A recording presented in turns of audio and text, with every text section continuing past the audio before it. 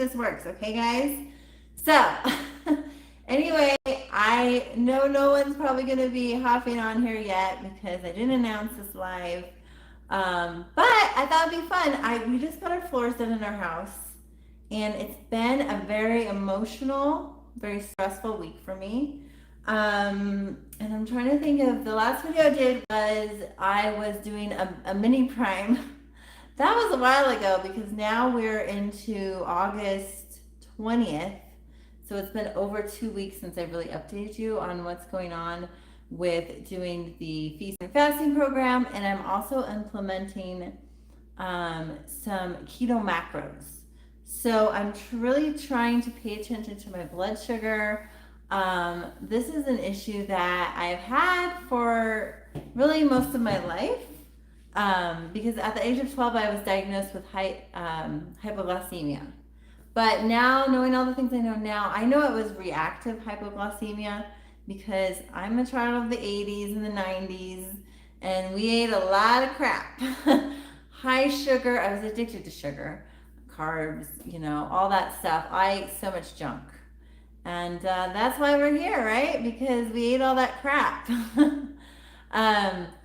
But anyway, so I've known like the blood sugar thing was an issue, and I thought because I went keto for about 4 years, and this was something that I did because I was trying to heal my gut, and at the time I didn't know it was keto. It was an anti-candida diet for me. And so I did this in 2015. I took out alcohol, coffee, everything. I quit everything in like overnight. But I did my research ahead of time, and I knew what foods I could have. At the time, it was just very low carb at first, and then it kind of turned into keto later. But anyway, I've known I've had this blood sugar issue for a while now. And like I said, I've known that was there. And so I think I had like this level of insulin resistance. And always there, and I thought I resolved it. I did. And so then whenever I went carnivore in 2019, I did notice at first that I had this big insulin spike overnight. And that was kind of always in the back of my mind, but I didn't really ever, because we hear all these things out there about you can eat as much meat as you want. And while that is true in the beginning, I think it's good to like overload ourselves with all those nutrients and everything. But then after a while, I did start to notice some issues, and I kind of put on the back burner. And then I even tried implementing plants again because I had gained weight too. I'd gained I'd gained 20 pounds after it was about it was 6 months in. It wasn't when I first started. It was 6 months in, and I started gaining weight. And so that's when I did start to implement, some plants back in. I've still been very heavy meat based, for like 3 years. And that's why, I do realize that maybe and this is not the same for everybody, you guys, everybody's different. So maybe I have this issue with, my body's still reacting. And that's because I had years of probably insulin resistance, probably pre-diabetic. And that's the thing is I always felt like off in my body. One of the things that always happened is my heart would race. I would get really shaky. I would get headaches. I would get nauseous if I didn't eat every few hours. And that's why the fasting and then, getting into a ketogenic state did really help me in 2015. And so I'm kind of going back to my roots. I'm kind of just going back to within carnivore, but just doing these kind of keto macros, so higher fat. And I'm feeling really good. But I am taking my glucose. I'm taking my ketones every day. Because I do want to get into a ketogenic state again.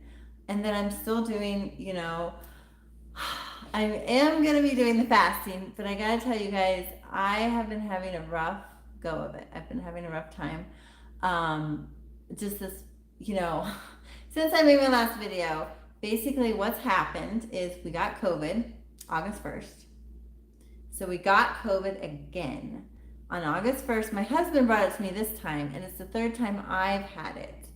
And I've already suffered some, long haul effects after I had it the first 2 times.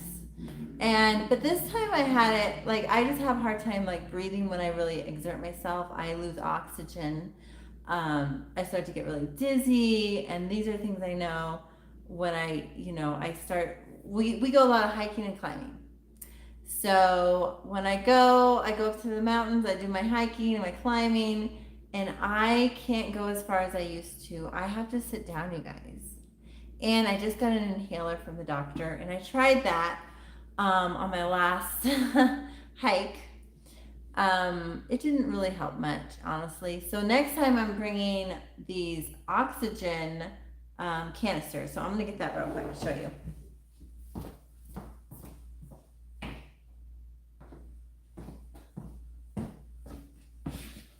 Okay.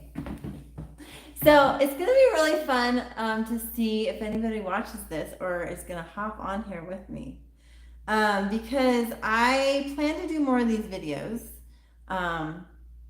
If you guys want to come along for the ride. But anyway, so what I have here is, and they sell these everywhere here. I'm in Colorado. So this is just oxygen in a can. So a lot of people come here with altitude sickness, and I live pretty high up. I live in a town called Durango, Colorado. It is at 6512, so 6,512. We are there. So we are higher than Denver, which is the Mile High City, actually.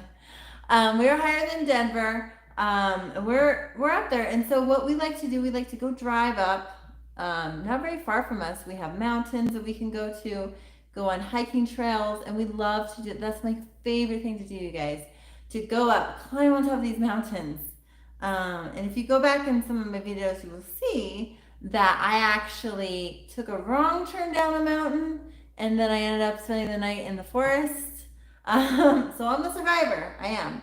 I wasn't prepared for that one though. But ever since then, I bring a lot with me. Okay, you guys. And so I'm gonna start bringing these to help.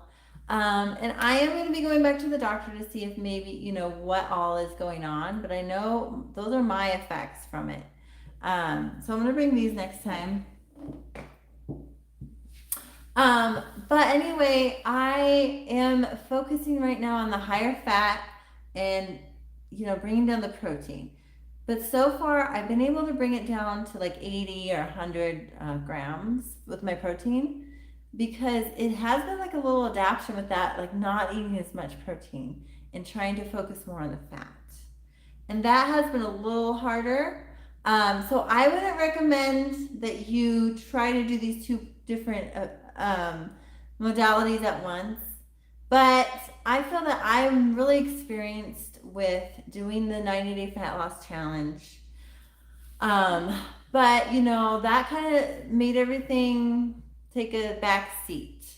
So I kind of feel like I had to kind of just nourish my body during that time.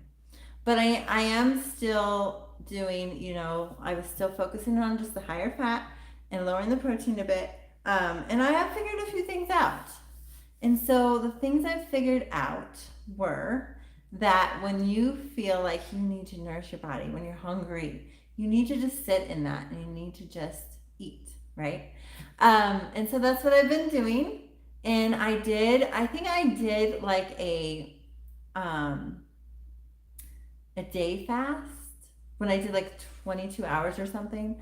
But I haven't done anything really more than that. And I did that, I think, because I had eaten something and it didn't agree with me. My husband had put some steak seasoning on a steak, and some of the ingredients, oh my gosh, they threw me way off. I was super like bloated, distended belly.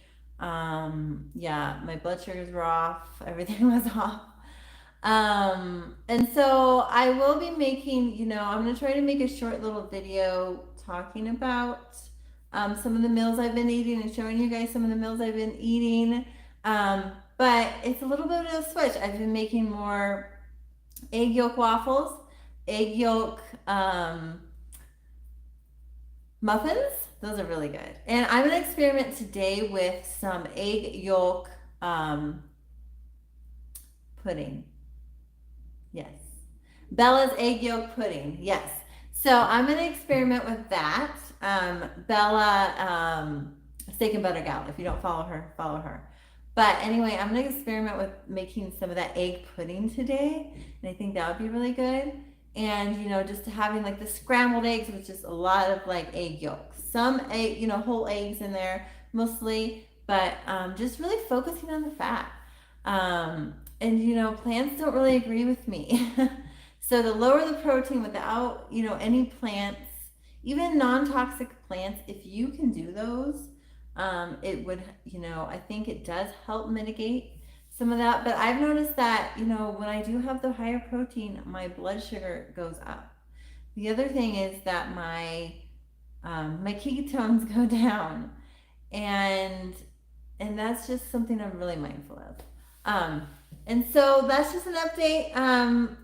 Yeah, it was very stressful, emotional. I had a friend pass away too, on Wednesday, a very dear friend of mine, and I noticed I checked my glucose that night, and we were getting our floors done. We were doing all these things. I was working. I'm a caregiver for a living, and so I was working. I had a friend pass away. I was very emotional. And then that night, I ate a high fat, a low protein meal, but my blood glucose was like through the roof. It was so high, you guys. I can't even believe it. It was like 114, and I was like, oh my God.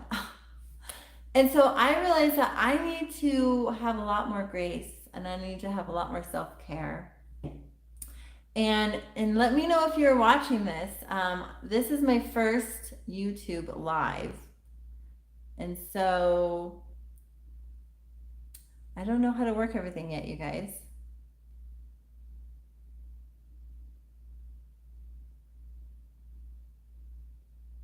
We're figuring this out. Whoops, I pressed the wrong button. Whoops.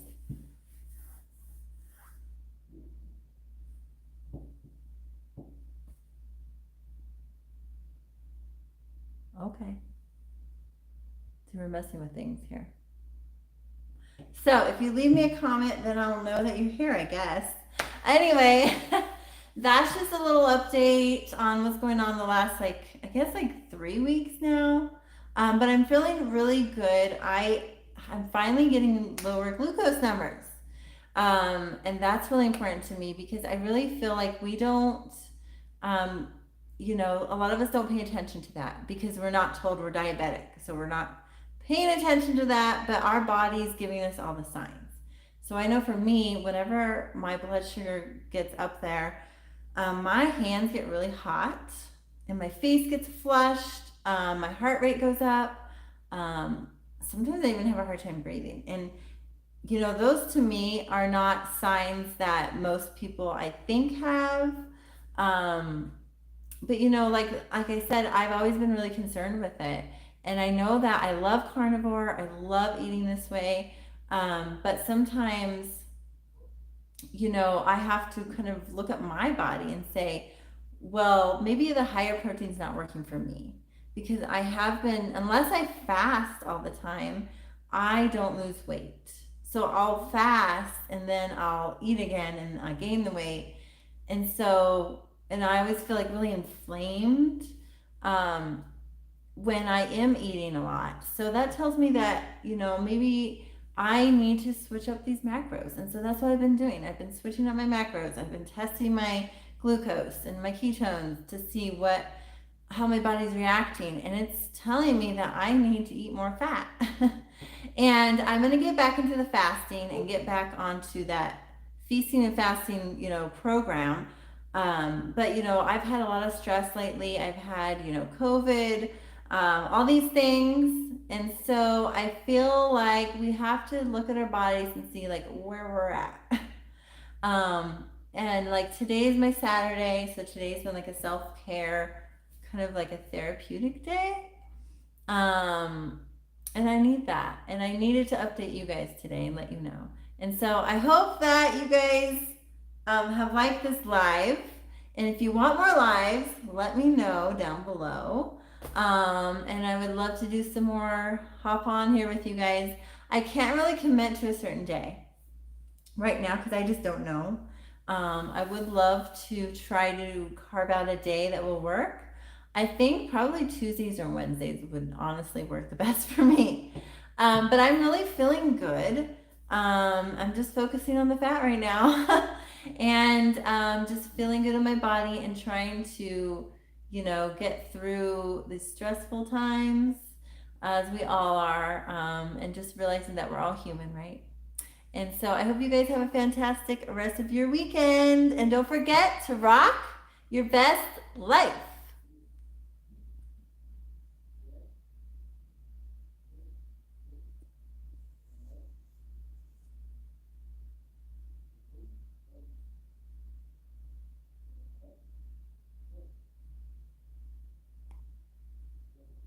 Okay, you guys, let's see if I can figure out how to end this. I have no idea.